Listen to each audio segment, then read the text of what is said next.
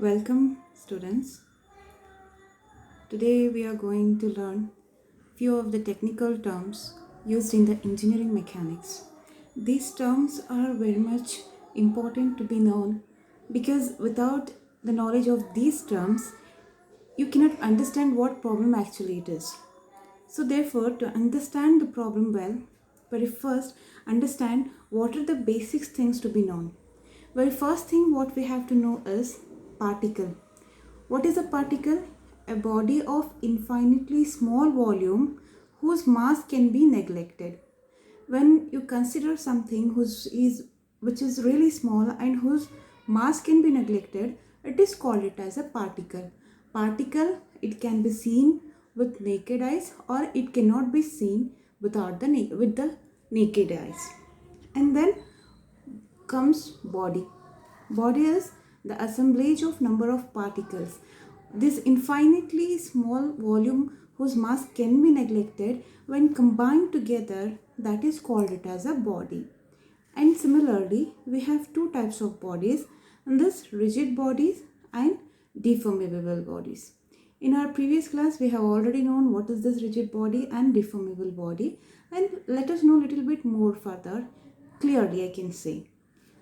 Rigid body is something when position of the constant particles do not change under the application of the external forces, called it as a rigid body. Example, we have one body here. This is overall a body of this definite shape and we are applying two forces here, F1 and F2 in this direction, and from here near the particle 2 we are applying F3. At F1 we are applying two forces, F1 and F2, and F3 we are applying three forces. Even though the application of these forces on the particles, their position remaining in the same position. What was the previous position? The same position in the next also. And the shape is not getting deformed here. Same shape is followed by the resultant also. And therefore, this is called it as a rigid body phenomenon. And similarly, deformable body. Deformable body is what? Something which deforms. Deforms means something which changes its shape. So when position of the constituent particle, say particle 1 and particle 2, changes as the application of the forces, such bodies are called deformable bodies. Look at this figure. Here we have one body and we are applying two forces, F1 and F2. And at the position where the forces are being applied, the body is getting deformed, and so it is called it as deformable body. Next thing, we have to understand what is mass and what is weight. And what is mass? Mass is a measurement or amount of matter present in the body.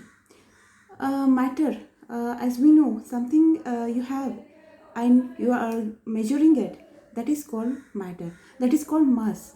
Everything, every matter, whatever we see around us is a matter. Everything else is a matter. And that measurement of a matter is called it as a mass. Every body, every particle has its own mass. Whatever the body, whatever the thing, it has its own mass, and this mass can be measured in terms of kilograms. Next comes weight.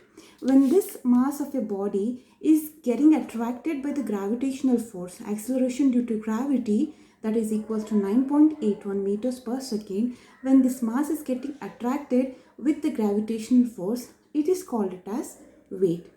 Always weight is expressed in terms of what? Mass into gravitational force. The gravitational force value is 9.81 meter per second square. For every problem of engineering solutions, you should understand, you should remember this value. And the unit is meter per second square, mass measured in terms of kgs, and the combination of these two, weight measured in terms of newtons. Next, we must understand two things. One is scalar quantity, another is what? Vector quantity. Scalar quantity. Scalar means what? Magnitude. Scalar defines for magnitude. Magnitude or number. Magnitude or number. Scalar defines for magnitude or a number. So, scalar quantity is a physical quantity which has only magnitude, or a number is called it as a scalar quantity. For example, you are considering a mass of a one thing. Something you are considering 100 kg. Mass is always in terms of 100 kgs. Here what 100 represents, it is only a magnitude. It is not giving any direction of this mass.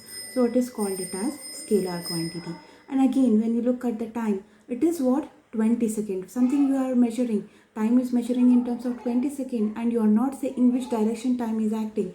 So it is scalar quantity. Again, density. Take the density of air, 1.225 kg per meter cube. And again here you are not saying anything where this density is acting, in which direction. It is only saying the number. It is called it as scalar quantity. Similarly, we have for volume and distance also. Volume in terms of meter cube and distance in terms of again meter.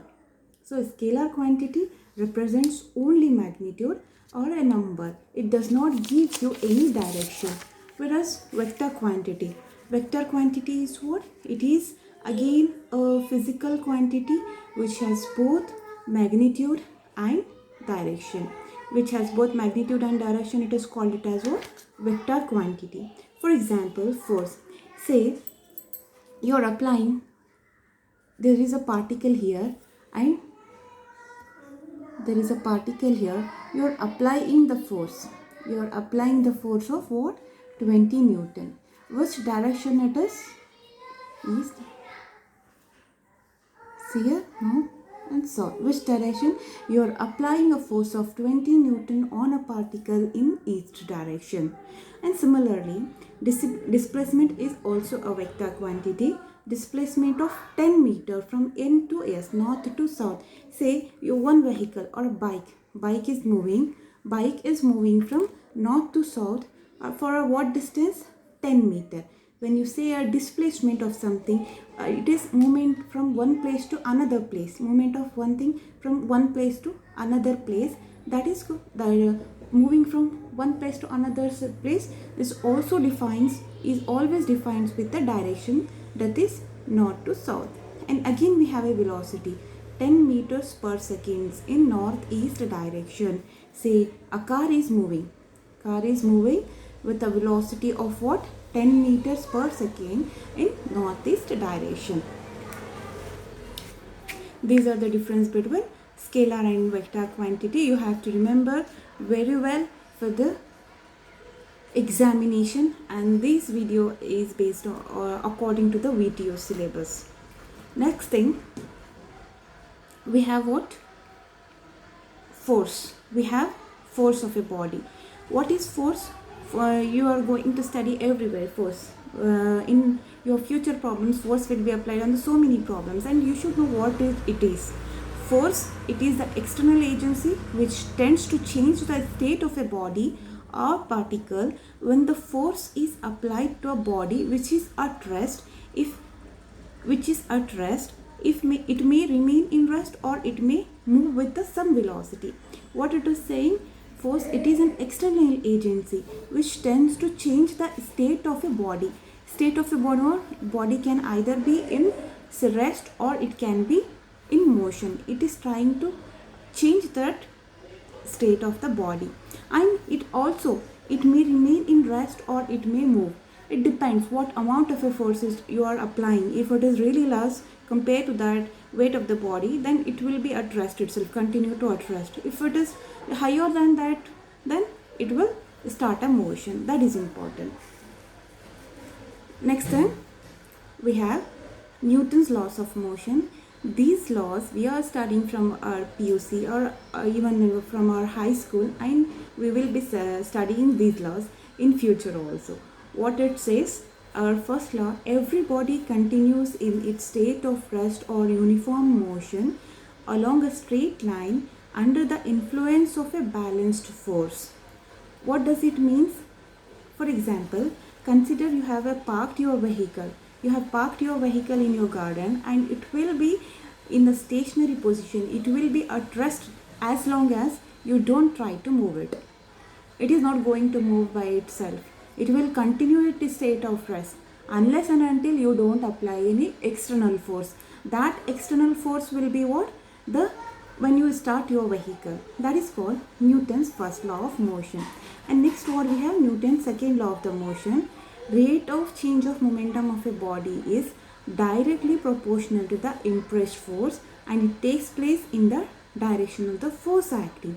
Rate of change of momentum, it is directly proportional to applied force. Impressed force is nothing but the applied force. Momentum is directly proportional to the applied force in the direction of the force acting. And then you have the third law, that is, for every action there is equal and opposite reaction.